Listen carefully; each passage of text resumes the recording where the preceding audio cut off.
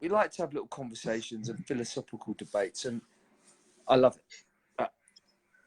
Over to you. What are these topics we're going to cover tonight? I actually thought, you know, there's a lot of people who buckle and don't want to deal with their negative habits. And I think one of the things I've always admired about yourself, Alex, is that you won't shy away from the hard stuff that needs to be dealt with. You don't tend to brush it under the carpet. You'll just keep soldiering on. And I think that's true for a lot of the people watching this video right now. A lot of people who followed Alex, who follow you, Alex, there's a lot of spirit, a lot of grit that they have. And I felt, therefore, that this topic about negative energy and the kind of stuff that can really bring us down, I thought it was very appropriate, you know, because we all suffer from negative energy that drags us down. And I don't know if there's countless of things can do it, but I picked 5, which I think keep coming up again and again, certainly for a lot of my coaching clients and the people I work with, both, not just here, by the way, people here in Australia, some in the US, and these kind of 4 or 5 have been coming up, 4 or 5 themes have been coming up again and again. And I thought it'd be great to spend a few minutes, you know, just having a little chat about these 5 negative habits that drain our energy and how we can be more mindful and address them. Absolutely. The biggest slave or imprisoner we have is ourselves. I mean, people can be shitty and you can blame other people, but ultimately, I believe we're responsible for all of our own happiness and sadness. How we deal with someone being rude or nasty or rejecting us, it's down to us. We have all these internal inner dialogue conversations with ourselves, and true. And even now, yeah. I mean, I like to think I've been very successful in many ways, and I've also been what's the word when you're stuck?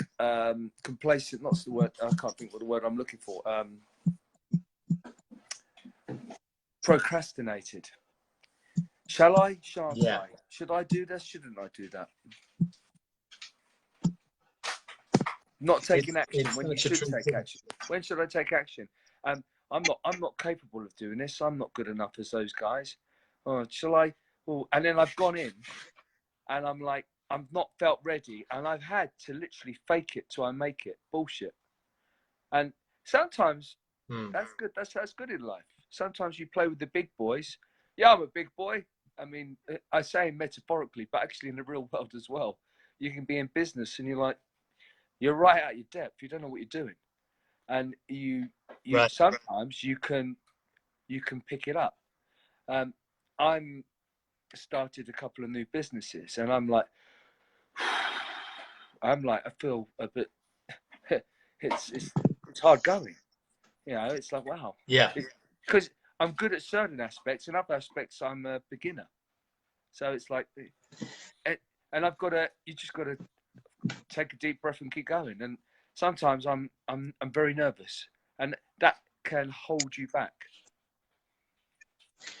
Well, I wanted to touch on a couple of things around that, actually, on that, you know, and these 5 habits come from that. So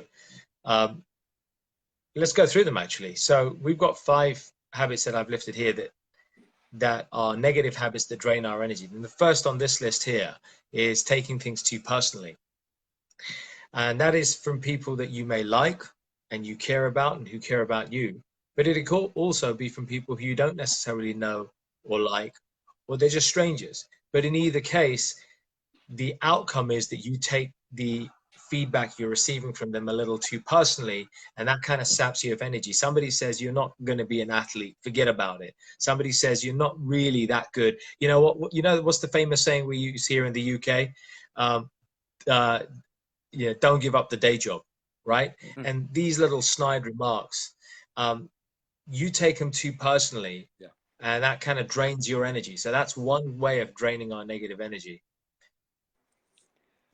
Second way, and that can be, and it can often be from the people who love you, and they can be the most powerful people to influence you. You've got an army of people who support you, and then they're not as close to you. The person you go home and love, he doesn't believe in what you're doing. They say something, and it. Yeah. And then you just deflated, right? Yeah. So I think, you know, there's a lot to be said for that. And so my, you know, one of the things I teach, you know, as a mechanism for a lot of the clients is an old saying that what you think about me is your business.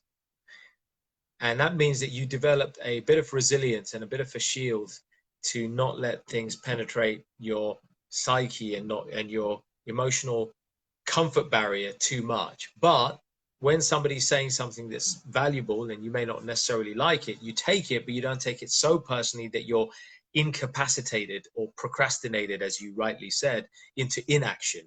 But you take it just enough to take the feedback and then go act. And so that's kind of number one. There's four Do you more, still so get I'm upset mindful of time. yourself though, Prash? Let's look, take the mentor coach hat off. Prash, you know what I'm talking about. That's bollocks, mate. Come on, seriously, bro. That all this mumbo jumbo you're talking about. No, I'm deadly serious. What do you know? What have you ever been involved in that situation? Tell me the truth. Come on, you're talking shit. Does that hurt you? Or not? Yeah, you know, look. Even with all of your powers and your psychology and like, come on, does it not affect you? You know what? It used to affect me like most people. But what I gradually changed, I changed the perception of when people say like that, either they're actually genuinely interested and they're just challenging because they've got actually something to say, and I'm going to give a damn about what they're going to say. I may not agree with what they're saying, but the fact that they're taking the time to criticize or challenge means that there's a different. So I see it as an opportunity to sharpen my intellect, sharpen my ability. But what if someone is actually not attacking, and they agree with half of your stuff, and they don't agree, and they're being very polite and lovely, and they're not trying to attack you, but they've got a valid point, and it can unnerve you. Actually, well, I've never seen it like that. That's a paradigm shift from how I'm thinking, and that's actually you're educated, you're intelligent, and you're reasonable, and you reason actually. Well, actually, what they're saying is, and it makes you doubt what you're saying, what they're saying. What do you do in that situation? Sometimes you've just got to absorb and, you know, agree that you're not going to agree to disagree on certain points, and actually take the time to go away and think. Marcus Aurelius, the famous Roman emperor, was well known to be in a debate with somebody and then just walk away. He would just walk away, give it thought, and give it some consideration. So I think that's a very legitimate thing to do. I don't know if we're going to get through all 5 of these, but I can pick up another one. Yeah, just get the most relevant ones. Get the most relevant ones, because we don't want to. So I think let's talk about another one. Let's talk about a second one. The second one that comes up is dwelling in the past. So it's like we all look back at the past, and we all need sometimes to look back at the past to where we've been in order to learn a lesson or, you know, recap where we've been. But let's not dwell there. That's the difference. It's one thing looking back at the past, and it's another thing dwelling there, right? And dwelling in the past invariably does not serve anyone most of the time, unless you're going back to the past to look at some kind of victory that you had. That's a different thing. That's CBT. In CBT, they call that past framing, right? You're looking back at when you were a champ and you say, you know what, I managed to achieve this. I can definitely do it again. Now, let me ask you a question, because I totally agree. I've lived way too much in my past, and like I'm not concentrating on the now. And then I'm either living in the past or in the future, not in the now. But, and I understand the power of living in the now. And obviously, I will look at the past in the respect of not to make the same mistakes. But if I keep, and with no emotional attachment, but how do we stop going over the getting dragged in to the emotional attachment of negative things that have happened in our past? I'm an intelligent guy, and I study this stuff. I love it. Do you know what? You did that. You were a bit of a prat then, and that was a bit silly. But you're not going to do that again. But still, there's so many things that still cause me so much pain. And we've mentioned this in a previous talk. Some of the most powerful people in the world, they never actually grow up. They're still children in certain scenarios. Like let's look at Donald Trump, for instance. I'm sure there's scenarios where he can turn into a schoolboy trying to get one up on someone because he's never healed some of the pain. It may be a bad analogy, but just run with me. He's had a scenario at school when he was hurt or something, and he goes back to today, dealing with the most powerful issues in the world, and he goes back to being a schoolboy. Right. He's never healed that shit. Yeah. And I guess the thing is this. We need this conversation right here is the sort of dialogue that reminds us that we're in control and we need to retain that control of what we extract from the past. So let me give an example. It's like somebody who's gone mining for oil, right? They didn't find anything and they go back to the same oil field to see if they can find some oil, whatever. You can keep going back to the same oil field with a view, with a plan, with a strategy, or you can go back and just randomly go drill for more oil.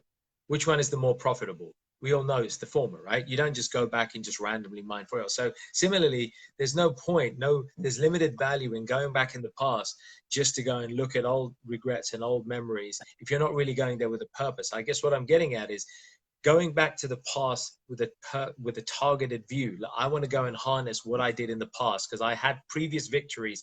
I overcame this health challenge. I overcame this money, this relationship challenge in the past. If I did it before, I can do it again. Using it that way means that you're using it in an empowering way rather than looking back in the past saying I'm a failure, right? But how do you stop if you've got a pattern of, and you're not, is it being conscious of it? If you're not conscious of what happened, and I know because I've done lots of regressions in hypnotherapy to go and heal myself as a younger person to work stuff out, but I've had to become conscious of them. If I'm not conscious of them, when I think of a certain thing that happened when I was younger, it just causes me pain, and it makes me respond a different way because I see that in family members. They've never really healed from shit that's gone on in the past. And I'm like, whoa, I'm not attacking you. I'm having a conversation with someone and they get all defensive and angry. I'm like, whoa, come on. And how do we stop that? Is it awareness? It is. A lot of it is. You said it in one. A lot of it is awareness. It's not negation.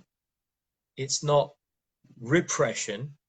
It's awareness. Negation and repression in the Freudian model, without getting too technical on a Tuesday evening, school night. Yeah.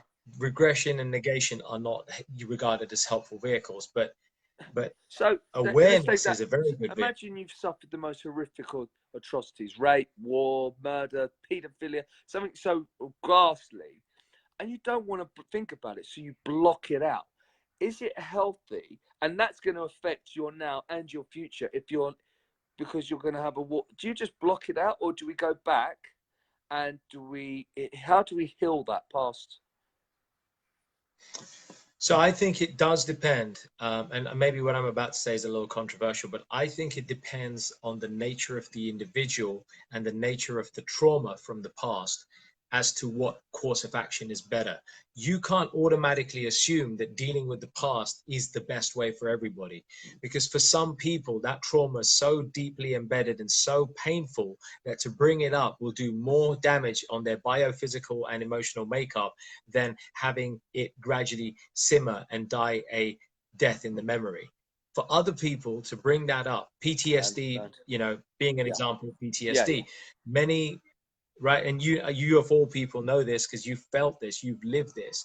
And I think I would not be wrong in saying that some people benefit from having therapy and counseling or hypnotherapy or different other treatments to help them work through that past stress and reacclimatize to the current so they can dissolve that, neutralize that. For other people, it doesn't work that way. Some people need a different mechanism. So I think there's no clean-cut answer, but one answer is for certain, which is bringing awareness and detachment to the situation. We have to detach ourselves from the person of the past who endured that trauma and recognize that we've moved on since that position. So we cut the victim cord, right? So we don't label ourselves a victim 24/7. We say, I was a victim then, but I'm only a victim now if I allow that memory to rule me. And on a listen, I kind of know the answers myself, although I like discussing this, and it's great because we're going to be discussing this sort of stuff absolutely. on our retreat. But I know, you know, for me, it is meditation, living in the now, and that's the weird. And it's something so simple, which has become so healing, because when you are, the world's going crazy, and you haven't got time, you're too busy, and you know World War III's just started, and aliens have invaded, and all you've got is now. But this is, let me describe. I mentioned this story. I'm going to talk very quickly. Biblical times, let's say a couple of thousand years ago, and a guy's running away from the lions, and the lions. He gets to the edge of a cliff, and he's great. Oh, I'm going to climb down the cliff, and it's a steep cliff. The lions can't get to him, and he's climbing down the edge of the cliff, and he finds, he's going down halfway down the cliff. He sees the lions have got to the bottom of the cliff. Oh my goodness! So he's on a tree. He's holding on to a tree, and there's lions above him. There's lions below him, and he's on the tree, and he sees that the tree's about to break, and there's a mouse, there's a load of mice nibbling at the branches of the tree where he's on.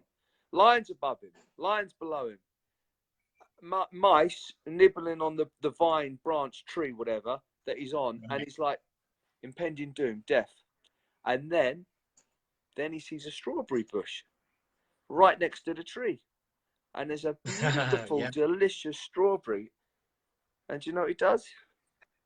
Lions above him, lions below him, mice nibble him. He's going to go eat him. Looks at the strawberry. Delicious. Takes a bite and savours every single second of that. That's the end of the story. What's that? The best strawberry that you had.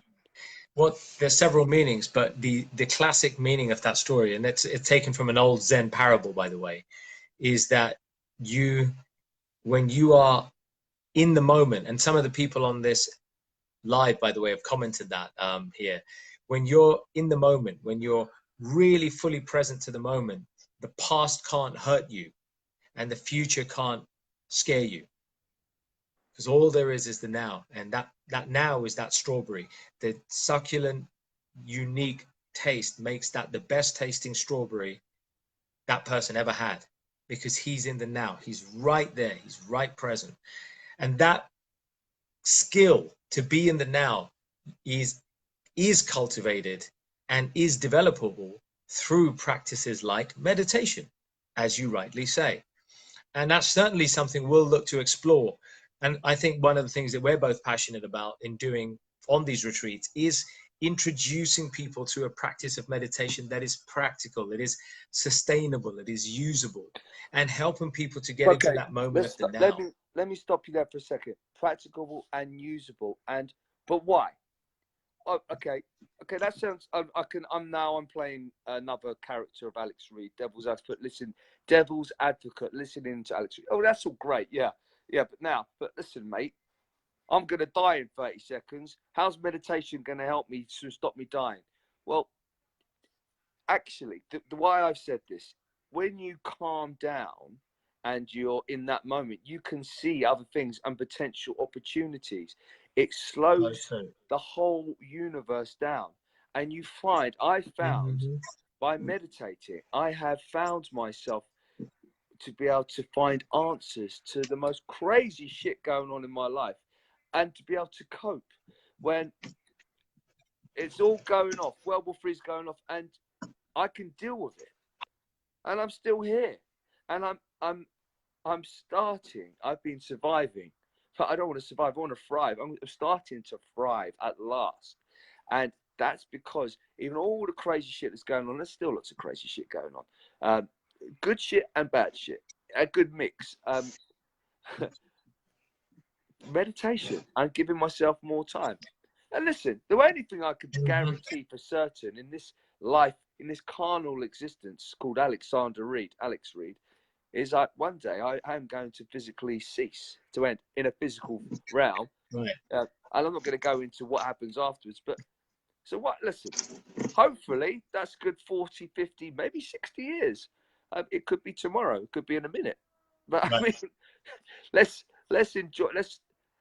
enjoy every single moment we've got.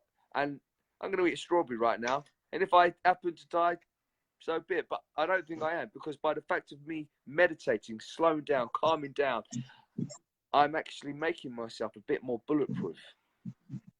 Yeah. I like that. Yeah. That's what it is. It does make you more bulletproof. I think that's a very apt way to put it.